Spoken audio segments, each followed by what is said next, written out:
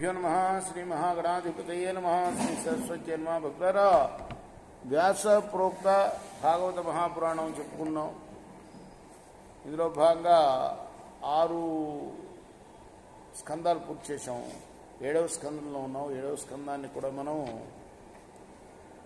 28 భాగాలుగా నిన్నటి వరకు చెప్పుకున్నాం. ఈ రోజున 29వ భాగం చెప్పుకున్నాం. ముందుగా వ్యాస భగవాన్ని ప్రార్థన చేసుకుందాం. వ్యాసాయ విష్ణురూపాయ వ్యాసరూపాయ విష్ణవే నమో వై బ్రహ్మణదే వశిష్ఠాయ నమో నమః. అంజనానందనం వీరం జానకీ శోకనాశనం కవీశమక్షందారం వందే లంకాభయంకరం. సదా నింబవృక్షస్య మూలాధివాసాత్ సుధాశ్రావిణం తిక్తమప్యప్రియంతం తరుం కల్పవృక్షాదికం సాధయంతం నమామీశ్వరం సద్గురుం సాయినాథం సమర్థగురు సాయినాథ మహారాజ్ की जय.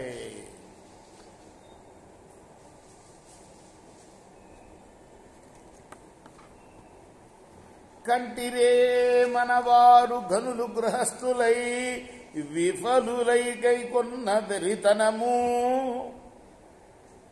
భద్రాద్రులై ఉండి పాయరు సంసార పద్ధతి నూరక పట్టువడిరి కలయోనులందెల్ల గర్భాజ్యవస్థల పురుషుండు దేహి అయి పుట్టుచుండు తన్నెరుంగడు కర్మతంత్రుడై కడపలా ముట్టడు భవశతములకునైనా దీన శుభము లేదు దివ్య కీర్తియు లేదు జగతి పుట్టి పుట్టి చచ్చి చచ్చి పొరల నేల మనకు పుట్టని చావని త్రోవ వెతికి కొనుట దొడ్డ బుద్ధి. ప్రహ్లాదుడు గురువుగారులు లేనప్పుడు ఏదో ఇంటి పని మీద బయటికి వెళ్ళినప్పుడు గురువుగారి దగ్గరే ఉండేవాళ్ళు కదా ఈ పిల్లలందరూ. ప్రహ్లాదుడు తోటి బాలరు వాళ్ళకు ఉపదేశం చేస్తున్నాడు అన్నమాట. ఈ దేహి ఈ పురుషుడు పుట్టి పుట్టి పుట్టి తనను ఎరగడు, తనెవరో వాడు శోధించి ఎరగడు. ఈ పుట్టుకలో శుభం లేదు, కీర్తి లేదు. ఇలా పుడుతూ పుడుతూ మళ్ళీ చస్తూ చస్తూ పొరలటం ఎందుకు? పుట్టని చావని త్రోవ వెదిక్కునంట దొడ్డ బుద్ధి. బుద్ధిమంతుడు మంచి జ్ఞానం ఏమిటయ్యా అంటే పుట్టకుండా చావకుండా ఉన్న దోవ వెతుక్కోవాలి. ఏంటది? మోక్షం కదా. దానికోసం పాటుపడాలి.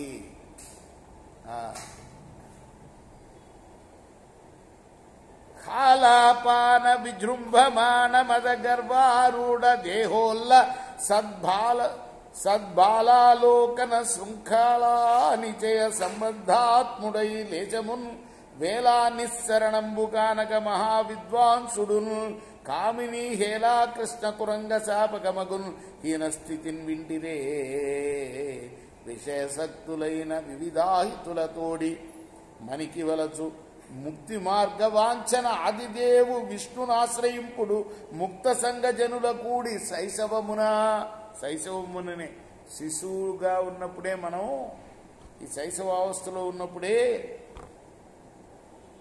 ముక్త జనులను కూడుకుందాం. అంటే మోక్షాన్ని ఆశించి ఉండే వాళ్ళ పొందు కోరుకుందాం మనం. వాళ్ళు ముక్తి మార్గాన్ని మనకు చూపుతారు. ఈ పుట్టడం చావటం ఇదేమీ లేకుండా. కావున విషయంబుల చిక్కువడిన రక్కసులకు హరిభజనంబు శక్యంబు కాదు. రమ్యమయ్యును బహుతర ప్రయాస గమ్యమని తలంచి తిరేని చెప్పెద. సర్వభూతాత్మకుడై సర్వదిక్కాల సిద్ధుండైన బ్రహ్మ కడపలగా గల చరాచర స్థూల సూక్ష్మ జీవ సంఘంబులందును అంభోవాయు కుంభినీ గగన తేజంబుల నేడు మహాభూతంబులందును భూత వికారంబులైన ఘటపటాదులందును గుణసామ్యంబైన ప్రధానమందును గుణ వ్యతిరేకంబైన మహత్తత్వాది ఎందును రజసత్వతమో గుణంబుల ఎందును భగవంతుండు అవ్యయుండు ఈశ్వరుండు పరమాత్మ పరబ్రహ్మమనేడు వాచక శబ్దంబులం కలిగి కేవలానుభావానంద స్వరూపకుండు అవికల్పితుండు అనిర్దేశుండు అయిన పరమేశ్వరుండు త్రిగుణాత్మకంబైన తన దివ్య మాయ చేత అంతర్హితైశ్వర్యుండై వ్యాప్య వ్యాపక రూపంబులం చేసి దృశ్యుండును ద్రష్టయు భోగ్యుండును భోక్తయునై నిర్దేశింపంతగి వికల్పితుండయుండు. తత్కారణంబున ఆసుర భావంబు విడిచి సర్వభూతంబుల యందును దయా స్మృద్భావంబులు కర్తవ్యంబులు. దయా స్మృద్భావంబులు కలిగిన అధోక్షరుండు సంతసించు. అనంతుండు ఆజ్యుండు హరి సంతసించిన అలభ్యం వెయ్యదియూ లేదు.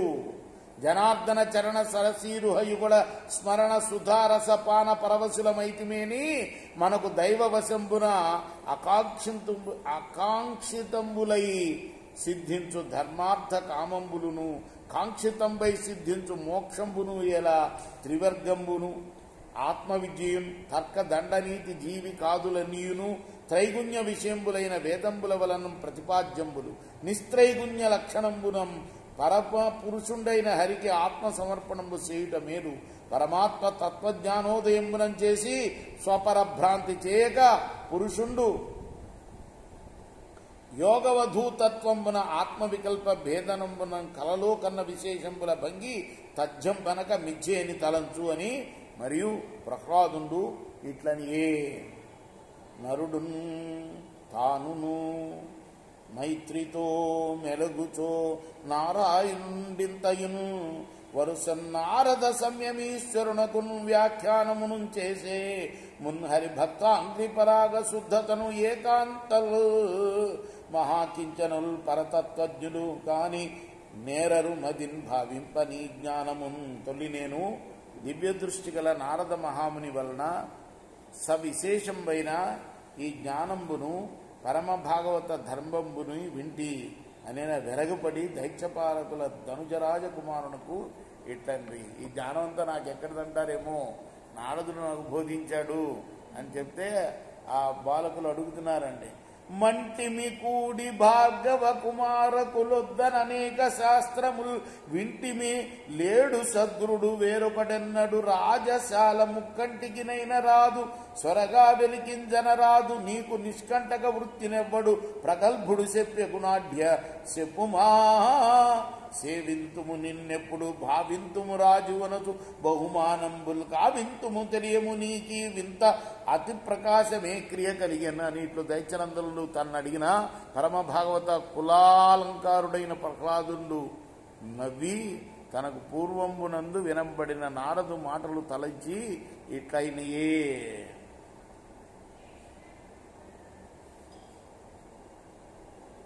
మేము భార్గవుడి యొక్క శుక్రాచార్యుడి యొక్క కుమారుల వద్ద ఎన్నో అనేక శాస్త్రాలు విన్నాం.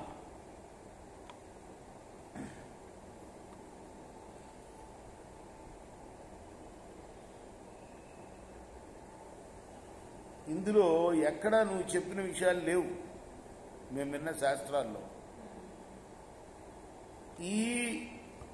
ఇవన్నీ కూడా నీకు ఏ ప్రగల్భుడు ఏ కోతలు కోసేవాడు చెప్పాడు? నారదుడు చెప్పాడని చెప్పాడు, అయినా కూడా అడుగుతున్నారు ఏ కోతలు కోసేవాడు చెప్పాడు నీకు? నువ్వు రాజు అని నిన్ను సేవిస్తూ ఉంటాం మేము. నీకు ఈ అతి ఎట్లా కలిగింది, అతి ప్రకాశం ఎట్లా కలిగింది అంటే నారదుడు మాటలను తలుచుకొని అంటున్నాడు ఆయన, ఆక్షీణోగ్ర తపంబు మందరముపై నర్థించి మా తండ్రి శుద్ధక్షాంత జనియుండ జీమగమి చేతన్ భోగి చందంబునన్ భక్షింపంబడే పూర్వ పాపముచే పాపాత్ముడంచుమున్ రక్ష సంఘము మీద నిర్జరులు సంరంభించి యుద్ధార్థులై ప్రస్థానోచిత భేరిభాం కృతులతో పాకారియంతారు శౌర్యస్థైర్యంబుల ఏగు తెంచిన తదీయాటోప విభ్రాంతులై స్వస్థేమల్ తెగనాడి పుత్రధన యోషామిత్ర సంచిత్ కళాప్రస్థానంబులుడించి పారిరే అసురుల్ ప్రాణావనోద్యుక్తులై ప్రల్లదంబున వేల్పులుద్ధతి పారి రాజనివాసమున్ గొల్లబెట్టి సమస్త విత్తము క్రూరతంకురిపోవగా ఇల్లు సొచ్చి విశంకుడై అమరేశ్వరున్ అదలించి మా తల్లితా చెరవట్టే సిగ్గున తప్పయ్యి విలపింపగా. ఇట్లు సురేంద్రుడు మా తల్లిని చెరగుని పోవుచుండా ఆ ముగుద కురరియను పులుగు క్రియం మొరయిడిన తెరవున దైవయోగమున నారదుండు పొడగని ఇట్లని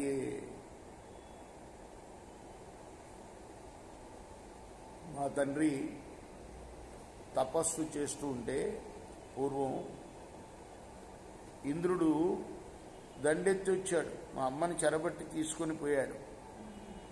అప్పుడు నారదుడు కనపడ్డాడు. ఇట్లన్నాడు, స్వర్భువనాధినాద సుర సత్తమ వేల్పులలోన మిక్కిలి నిర్భర పుణ్యమూర్తివి సునీతివి మానిని పట్టనేల ఈ గర్భిణి నాదురన్ విడువు కల్మష మానసురాలు కాదు నీ దుర్భర రోషమున్ నిలుపు దుర్జయుడైన నిలింపి వైరిపై. నీ కోపం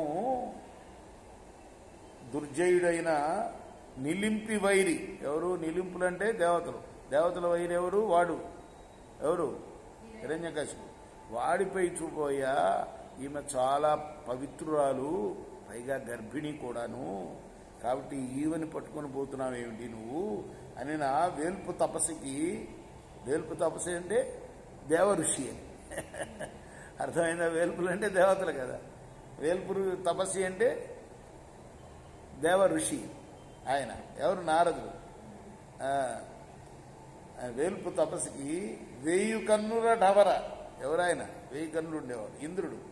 ఇట్లని అంత నిధానమైన దివిజాహితు వీర్యము దీని కుక్షినత్యంత సమృద్ధి నొందెడి మహాత్మక కావున తత్ప్రసూతిక పర్యంతము బద్ధ చేసి జనితార్భకు వజ్రపు ధార దృంచి నిశ్చింతుడనై తుదిన్ విడుతూ సిద్ధము దానవరాజ వల్లభం. ఎందుకు పట్టుకెళ్తున్నాను తెలుసా? గర్భవతిని తెలిసే పట్టుకెళ్తున్నా. వాడిని చంపేయాలండి గర్భంలోని. చంపితే నాకు ఇంకొక వైరు లేకుండా పోతాడు కదా శత్రువు అని పలికిన వేల్పు రేనికి తపస్సు ఇట్లనియే నారదుడు అన్నాడు. నిర్భీకుండు ప్రశస్త భాగవతుడు నిర్వైరి జన్మాంతరావిర్భూతాచ్యుత పాద భక్తి మహిమానిష్ఠుండు దైత్యాంగన గర్భస్థుండగు బాలకుండు బహు సంగ్రామాజ్యుపాయంబులను దుర్భావమున పొంది చావడు భవద్దోద్ధర్ప విభ్రాంతుడై.